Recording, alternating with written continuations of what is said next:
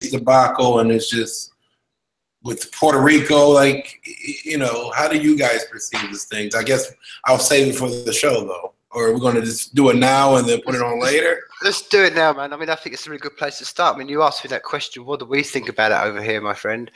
I think when we look at it, honestly, from a British perspective, and I can only speak from Britain. I mean, we're in a country where I would be shocked. Like, for instance, if I was talking to someone this week and they live in the city and they're shocked to see, and this is in the third largest city in England, and they're shocked to see policemen with guns. That's an absolute shocking thing for most British people to see people police walking around with guns. So bearing in mind that that's our general, how we've always done things. I think most British people would look over and go, wow, it's unbelievable that, there's so many weapons in America. But that's another situation, because I know that's a whole discussion in itself. I don't know what you do about the weapons situation, because you live in a country where there's more guns than people. So I don't know how you ever rail that one in.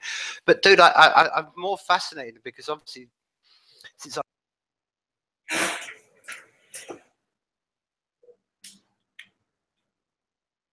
kind of hear your perspective on how you feel about things. You mentioned about the presidency in America and stuff. I mean, I think the messages and the theme you were trying to get across in the Whitelist Project about trying to bring people together and open discussion, don't you think that's, to me personally, this is my reflection to you in America, I think what you were talking about a year ago, for 2 years ago, is even more relevant in today's society in America, particularly, than it ever has been, because I think it's got so ratcheted up, man. I look across to America, and for the first time in my lifetime, I think, man, if you don't calm this down, you could easily be in a civil war. And that's not good for anyone, black, white, any human being, to be involved in a civil war, man. Well, I think a lot of it is heavily media control, media based, and how they decide to cover things and how they decide to depict things. Because if you just watch the news, you would just think, like, the United States right now, black people are over there and white people are over there, and that's like far from the case, or far from the truth. Obviously, I deal with, white people on an everyday basis and in my everyday life. And I think for the most part, most Americans really do.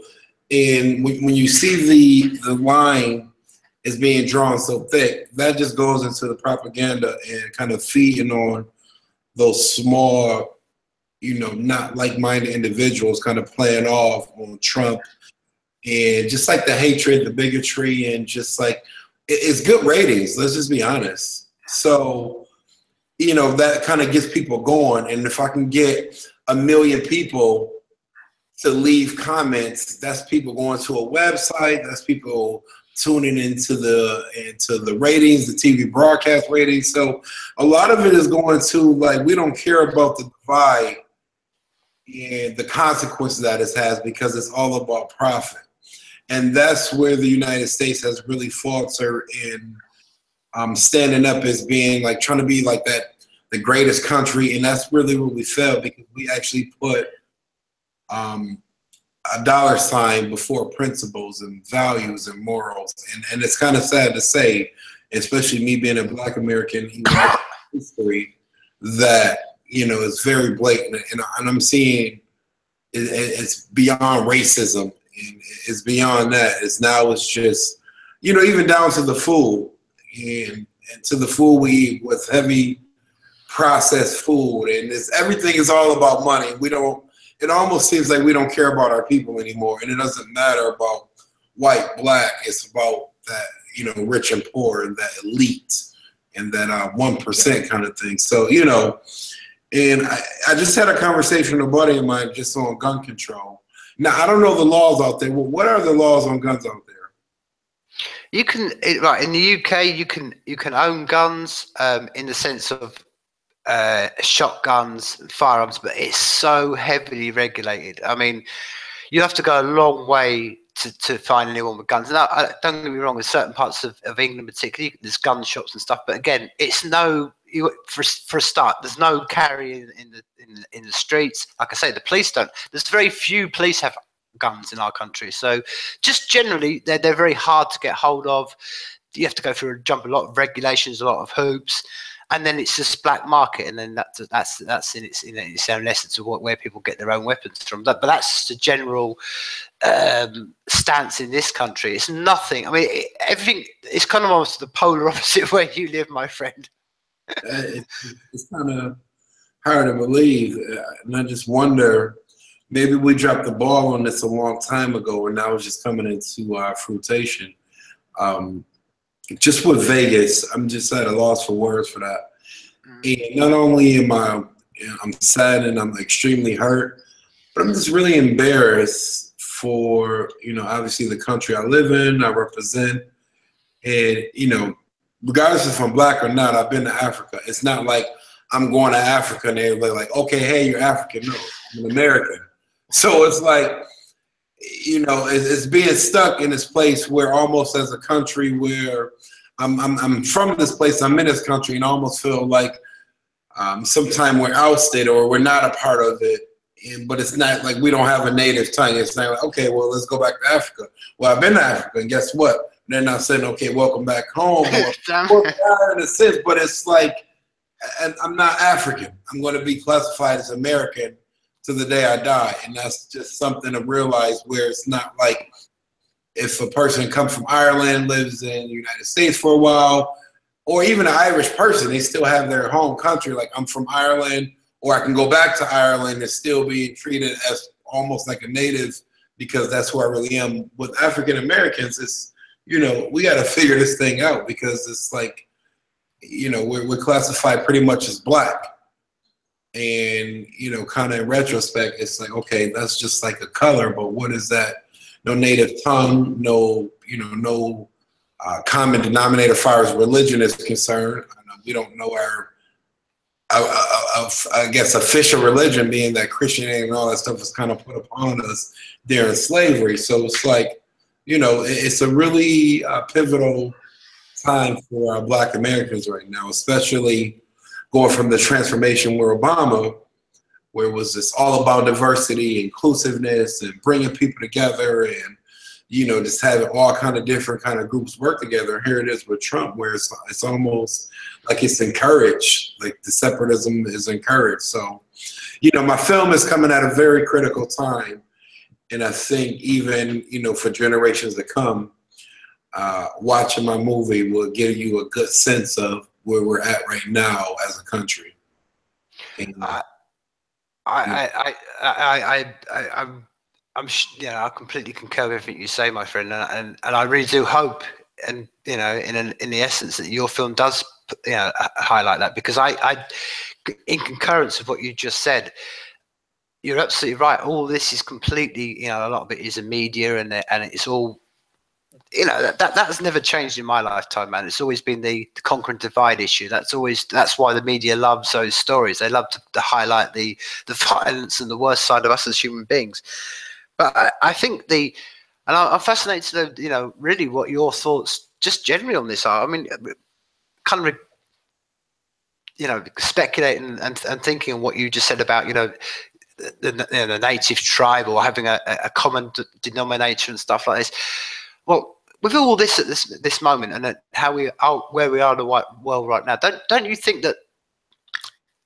What are your thoughts, more to be more precise? What are your thoughts on how things like technology? Because I personally think, I'll put this to you, I personally think that the future is all going to be about virtual tribes. I think it's going to be about us as human beings, as we have always been. We understand that we are on a rock that doesn't have infinite resources. We've got to find a way of, we have got to find a way of coming along and finding together. And I see the optimism generally in my life, Korey, from things like people who are building things, and just things with technology. These are the elements. Like I say, this has been done for a not from a government assisted project. The tools are being built by people and from the bottom up basis. And I think this is where we're going to get from, because I think at the moment we're all, like you said, dude. I mean, I lived, as you know, I lived some time, many years down in South America, and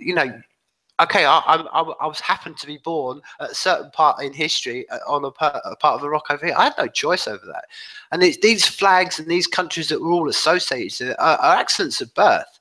And what we find in our real lives, as we've, in this discussion itself, is that our community is more the people we want to associate with, and we want to have values that we all share. And the great thing with where we are right now, for the good or the better, but we've got the ability to reach out and communicate each other and build these communities, and that I think across waters and stuff like that, and we can find a lot of common and diverse things inside that, regardless of like you said, the people who want to conquer and divide. So I just want to know what you think about it, because that's what I'm saying. For instance, even in relation to your film and stuff, all these things have got much wider reach right now. And I'm fascinated really, because as you said, when you have been to Africa and stuff like that, we're just humans, dude, and that's what I'm saying. It's like I've got a very good friend of that. That's what I'm saying, and he's had exactly the same experience. He's kind of like he's he went back to Jamaica because his parents were from Jamaica, and they're like, dude, you're not Jamaican. What's all this? And he walks back around, giving it, and that's why he pulls up anyone, gives the old Jamaican white tie. He's like, come on, man, we're completely separate. The life we've had in the United Kingdom compared to life in Jamaica, and that's what I'm saying. We've got to get over dude, it's a real division. If you really want to see people, we've got to see each other from the character of our content, as Martin Luther King said. We've got to get beyond this skin stuff, and that means both sides, all of us, man. We've all got to realize that beyond it all, we are just human beings trying to reach each other and basically find a way to survive on this planet while we can. Right. Well, I guess my take on it right now is just being black right now in America right now. It's almost just kind of like not really having a nation, where it's like almost like, whereas, because it's like, even like, all right, let me, for example, Black Lives Matter.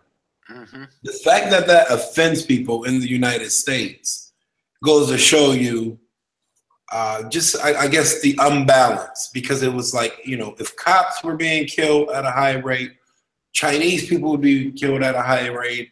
Anybody that's dying besides black people, it wouldn't be a big deal.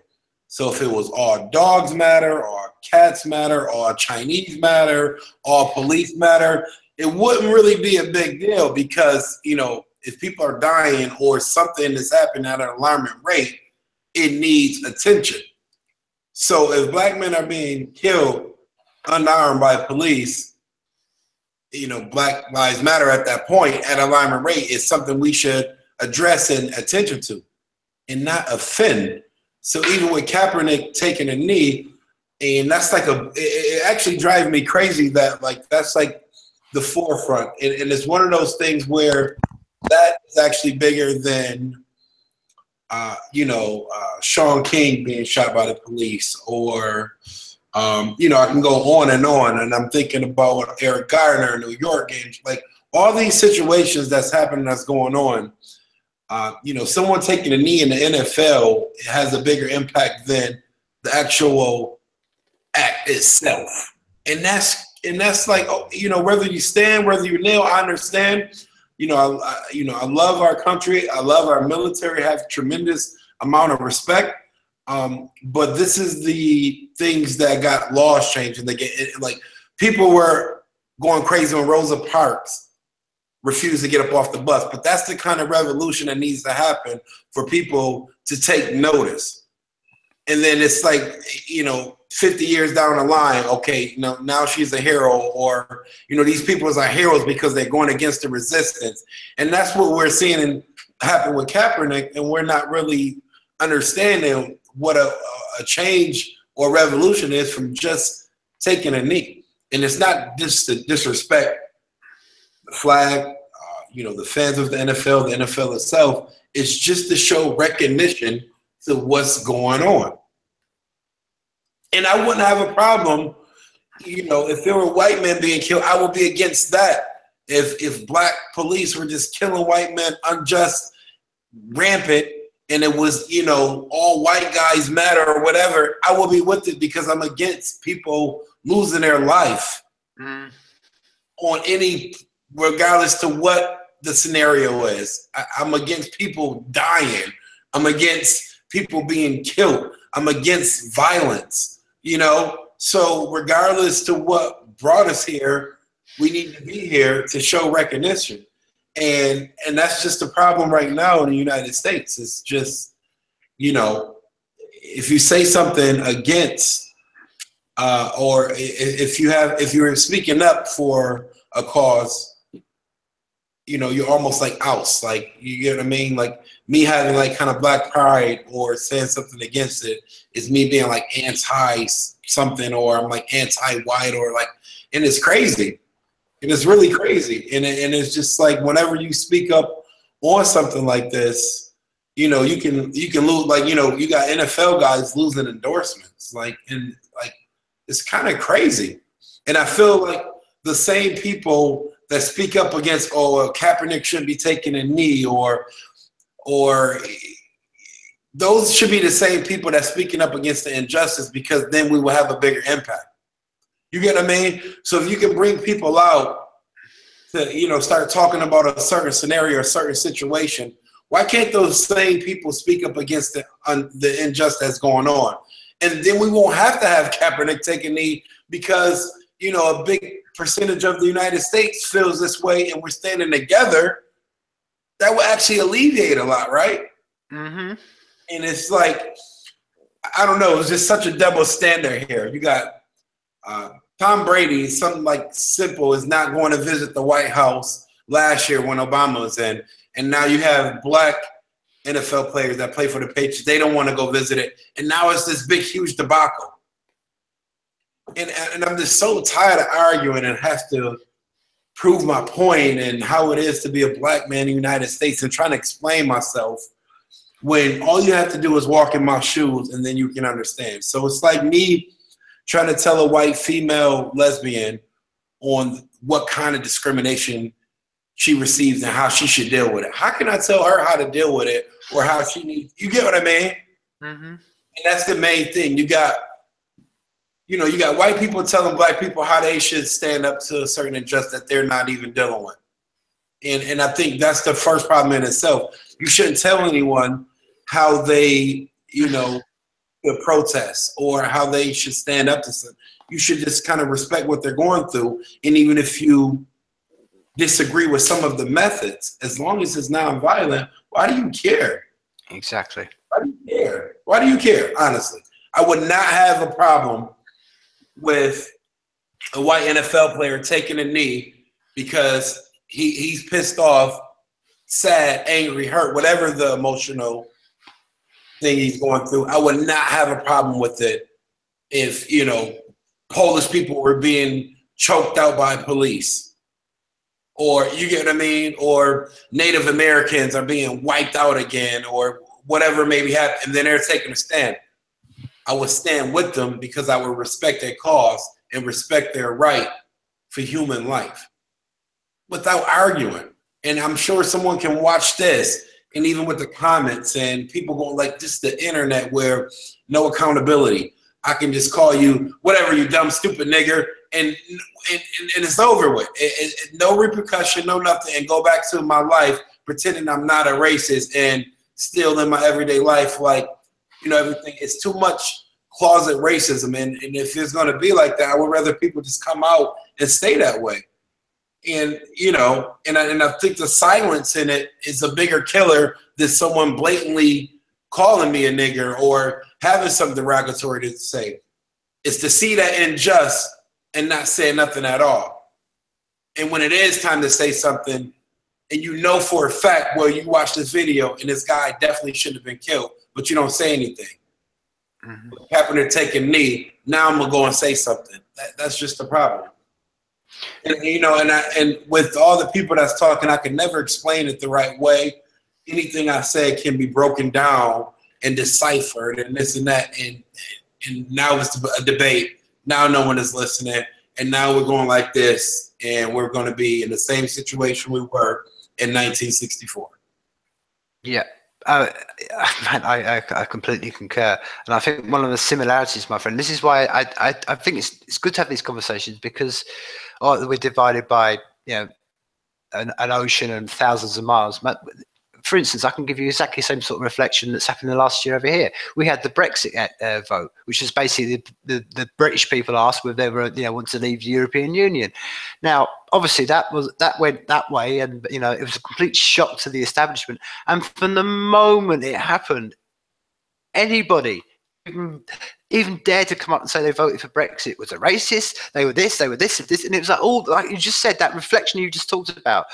Every name under the sun, everything about it was just, and when it all breaks down to this, when you look at it all, it's ideologies. It's all these, like you say, these ideologies that shut people out, and they say you can't say this and you can't say that, and if you think this, you're this, and like you just said, it breeds to silence, and in that silence, my friend, and I contemplate this a lot, and it's something I look over to your part of the world, I look over to my part of the world, and I think if we don't really take a deep breath and seriously do things about this, we could end up with it. Where this ends up is what we saw in Europe in the 40s and the 50s, man. Fascism rises, socialism rises, and before you know it, you've got people being marched off to the gulag camps just because they don't think the right thing, because they're not in the ideology. And I've always said this, and it's always been true to me, and I think you're absolutely right. Any protest that doesn't harm another human being and isn't destroying someone else's property, because that's, great, peaceful protest, do what you like, say what you like, and that's as it should be. And because that, as you said, fosters ideas and consent. Because when we shut down ideas, my friend, this is what happens. Because you shut down ideas, people feel they can't express it, and then you get to see the rise of these charismatic leaders all around the world who jump on their things. I mean, what's going on? I get a perfect example of what's going on in Spain right now. Is almost on teetering on the edge of fascism, because the Gibraltars are wanting a referendum. The government is saying, no, you can't. And this is what I'm saying. These charismatic leaders are coming, and in the void of this silence, how do we know that in the void of the silence, like the referendum in Catalonia, that some just horrible human being arises, and before you know it, it's like, we all applaud this. It's the nightmare that people say about Trump, that into the void of silence has jumped a charismatic leader, and we don't know. And the danger is, if we don't talk, like you said, and we don't speak up on things, the silence continues, and in the silence, these people arise, and we know where this leads to, my friend. We've seen it in history. Well, Trump encouraged that kind of behavior and that kind of mentality, kind of like Jim Crow, where it's like, this is our country. Kind of like that white privilege, black people wasn't brought over to the United States to be a part of the economic structure, but more so just to kind of, do the jobs and do the stuff that, white Americans didn't want to do. So it's almost that, like, still like master and kind of like slave, kind of like stay in your place kind of thing. This is our country. He's bringing that kind of mentality back, I feel like, where it shouldn't be a level playing field, because, it wasn't in the beginning, and why should it be now? And let's just be honest, especially for black males, I would just say for black Americans in general, we don't, like, no one really feels like, okay, Trump is going to be looking out for me and my best interests and my family. Like, no one feels that kind of safety and that security from their president, which is like supposed to be the leader of our country. I mean, you can go online right now. I have never, ever seen so many people against the president, ever. And I'm talking about going through George Bush. I'm talking about going through, talking about some presidents that were, weren't heavily liked. And I'm even talking about even before my time, and looking at the statistics, I even think like this man is more disliked than Nixon, and Nixon was impeached. And he's just drawn like this line, so thick and so heavy, where I feel like sometimes I'm not even living in 2017. I swear to goodness, I feel like sometimes I'm almost like in some kind of surreal past, and I just feel like it's going to be separate water fountains soon. And, just with how he's able with Twitter and like just the mass media, and, it may be okay on a common ground where, my daily life is not like that.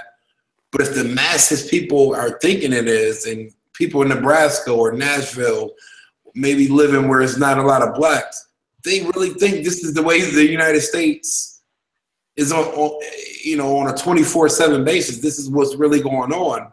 So it's like ignorance is bliss. So it's, I'm pretty, I get nervous, and I just feel like hopefully once it's 4 years is up, we can get someone back in there to kind of calm the storm and not, and not fuel the fire. To call NFL players sons of bitches, like what president, like who does that? Who speaks against their own people that way?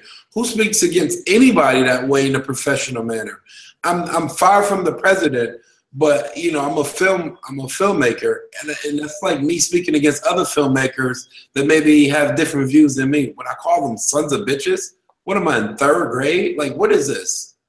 And it's unbelievable. But what I want to do before we wrap up, I want to show a small clip of the Blackness Project. So yeah, dude, can I just, before we do wrap this up, man, and because again we've kind of gone into a really kind of heavy discussion here. And this, I mean, again, before we just do wrap this up, man, this is I'm going to point people towards, obviously, your website, the Black Rose and stuff, man, Productions. Now, again, we didn't really talk about this last time. We spoke about, obviously, some of the films and the documentaries you've taken. So, again, I mean, give people an overview, really, of what Black Rose Productions is all about, and really, what you kind of stand for. And the reason I say this too, particularly to people, and again, and this is maybe a particular question I have to you. Do you at Black Rose? Do you have all kind of ranges of budgets in mind? Because I've seen you do a lot of things, which you're going to explain about what you as a production house can offer. But do you have ability for different ranges of budgets and stuff like this? Because obviously I mix a lot of creative people, and a lot of them are scraping around trying to find dollars and stuff like this, and so I just wondered, that was a general question I was asked in relation to this conversation coming up. Do you have different sort of entry levels of prices and stuff? So yeah, please give us an overview of Black Rose. And Black Rose, really, kind of, where did it start? What's the sort of drive behind it? Okay, all right. First, our website is blackroseproductionhouse.com, and we're making it more of an interactive website where people can start posting videos really soon, and we constantly put what we're doing, and pretty much like a monthly kind of calendar on what we have going on. So we've been into that a lot more. As far as financing goes, it all depends on your particular project, and this is something that's pretty much decided even before a project is shot. Like, okay, is it going to be independently? Like, are we going to be spending our own money as a company, putting money together for a project, which we do a lot of. And you kind of use commercial work, whether it's commercials, music videos, or kind of use whatever money that the company's bringing in to finance bigger projects.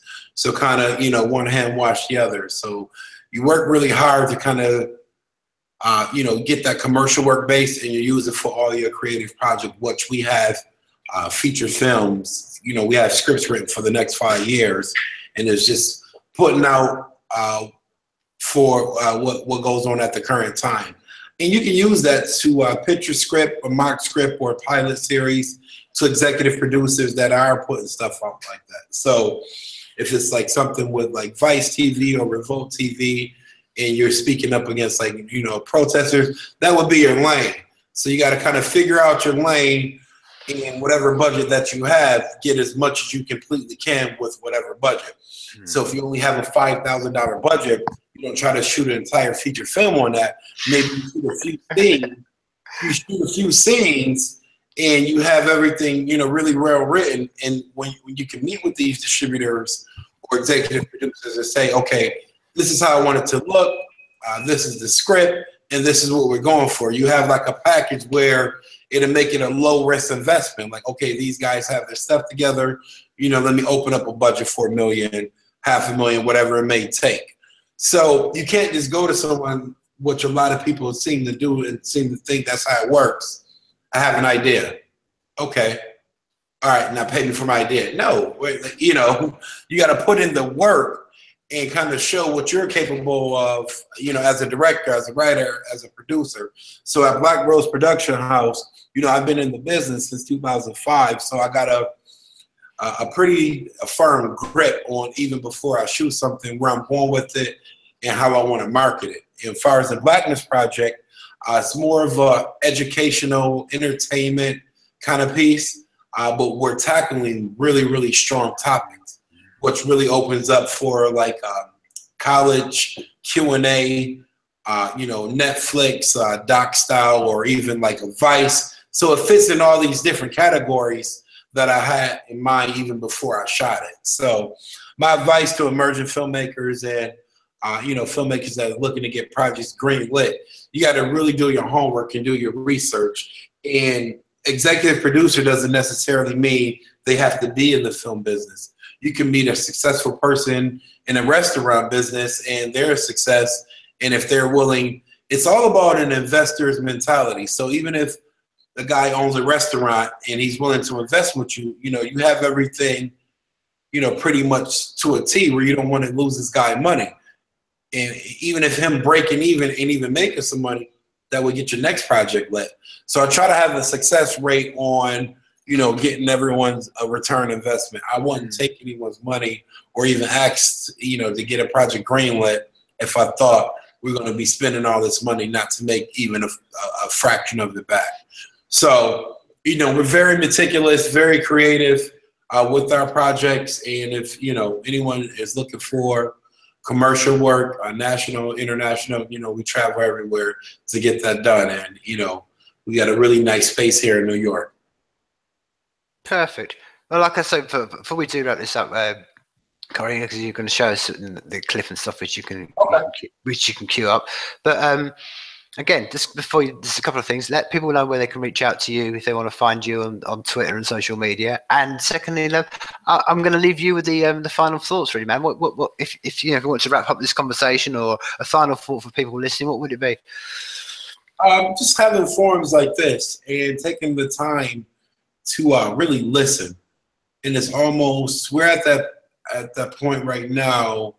And not just as a country, United States, I think just in the world itself, with all the technology, everyone is judging a book by its cover and not really reading and getting into the layers, into the chapters, into the characters, and really learning the situation. So people can put up a still picture right now and they can have thousands and thousands of comments and no one really knows what's going on behind it. So it's just like, you know, it's kind of like monkey see, monkey do. And we've really lost ourselves as individuals. So I just want to get back to that place of, you know, formal intros and, you know, forums like how you and I have, and outlets where we can really speak and you know, and really standing up to you know, the bigger, I won't blame it on the government because that would be just too easy. But it's like it's bigger things in place that doesn't have the interest of the common person, or, you know, just a hard-working middle-class person. It's like, you know, either you have money or you don't. So we're going to put you in this category. And we got to start remembering, you know, you can still love someone regardless of their status and regardless of, you know, what they bring to the table. Let's just start loving each other as human beings again and getting back into that place of tranquility. And just treating, just having that respect. And, you know, if I don't like something, you know, I still have to show it respect. And I'm not going around saying I'm hugging Nazis and, you know, sending KKK guys, you know, warm letters. But, you know, me reacting with a fuck you, or, you know, that's not helping the situation. You get what I mean? So I got to have the same composure and the same mentality as I would with speaking of a friend or a brethren, as if I were speaking to someone I would consider a common enemy or a common threat, and not losing my cool. And everyone is losing their cool, and, you know, people are actually dying behind this.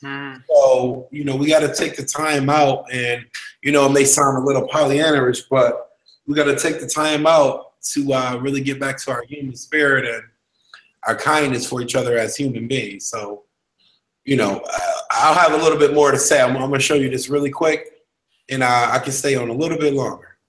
Go on. That's good? Mm-hmm. All right, let's see here. Okay, can you see my screen? Indeed, I can.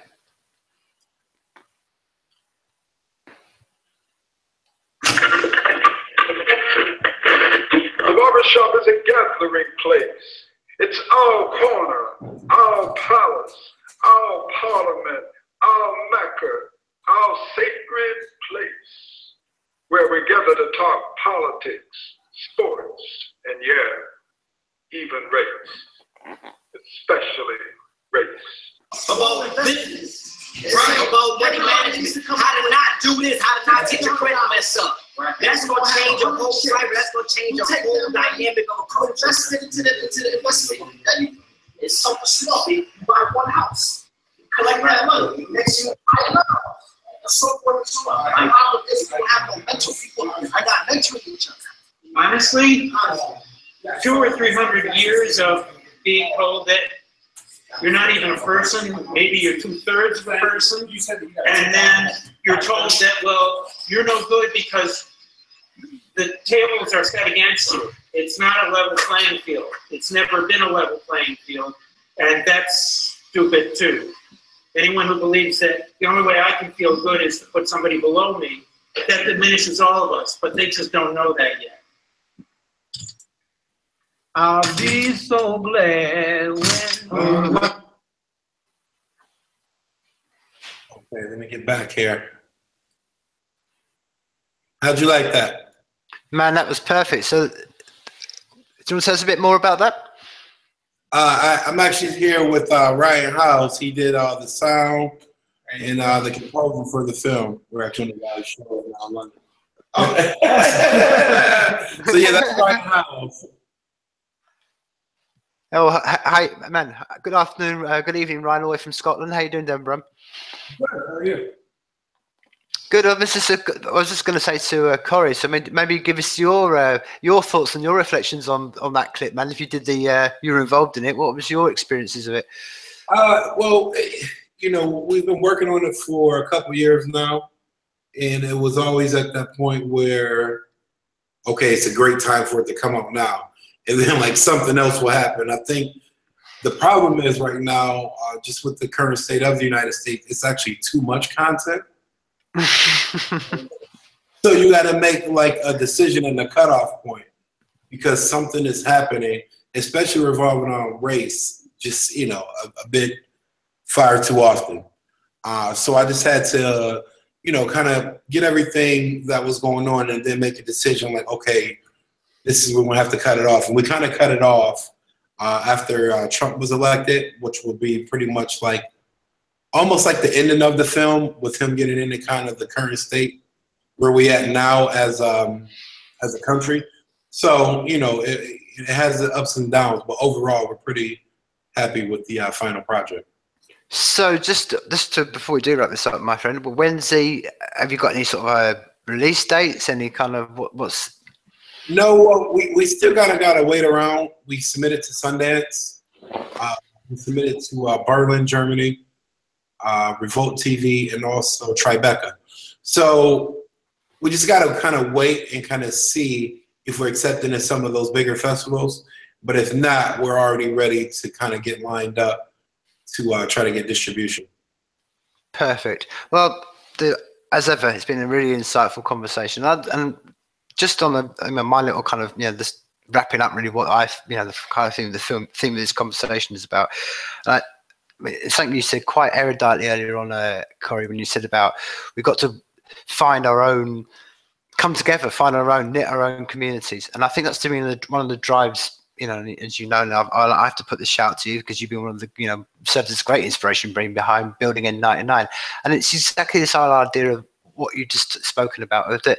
And ultimately, it's just a message to anybody. And whatever, you know, this isn't a particular anything from my 99 or anything particularly, but I think it's key where we are right now that we start to, as human beings, start to form networks and groups and associations by ourselves, and we have to reach out. And at times it means all of us stepping out of our comfort zones and reaching into chambers and areas and things we don't want to talk about, to reach out as human beings and build these things up from the bottom. Because I think one thing I've learned in my life, Korey, and I think you probably concur with me, that if we really want to affect change, we want to shift this paradigm, it's not going to come from the top. We've got to do it as us at the bottom, and it's a hard struggle, and it's a hard, but we've got the beauty. We can all connect, and it's reaching out and putting these tribes together, reaching out and forming networks, and saying, "Oh, we've got people over here.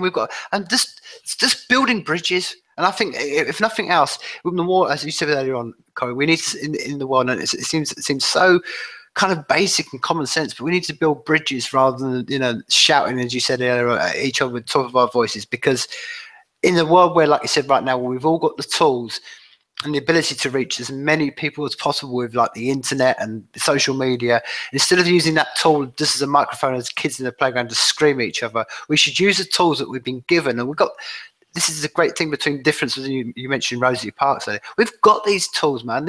You ask your grandparents, your dad, what it was like. If you imagined what it'd be in the 60s to have these tools, we cannot let this go by. We cannot let have these tools in our hands. The future generations will not look back, as you said earlier on, Korey, and they will look back and they will question us like, what did you do with the tools you had in your hands? And that's why I think it's imperative that all of us, we have to wake up, shake up, and kind of reach out to other people. And I think it's the very essence of what you said, Korey. And I think however dark the struggle may be, or however, it may be seen, however the struggle, the void may be, and how daunting it may be, that I've always known and you've always known, and I think, like you said before, the civil rights showed in America, that people start from the bottom and connect and have got the ability to stand up and put their head above the parapet, and as you said, put some, try to connect with people. Great things can happen, dude. And that's why, bottom all this, dude, you're not living in your great grandparents' age. We're not living in the 30s, man. There's no, and that's what we cannot afford to go back to.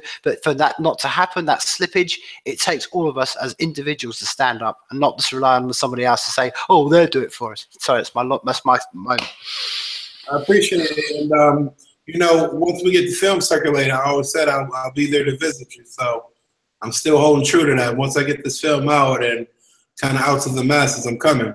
I'll be seeing you. Well, man, I look forward to it. As I'm saying, I look forward to one day where I can, meet you in the Highlands of Scotland. We can have a real conversation over a glass of whiskey, like two gentlemen and doctors that we are, my friend. Exactly. Coming soon, definitely. I'm looking forward to it. Well, perfect. Like I said, Korey, it's been an absolute pleasure. Now, well, thank you for giving me your time, because I know how busy we both are and stuff like this. And like I say, all over from over here in Scotland and to over there in America, I want to say, life is people.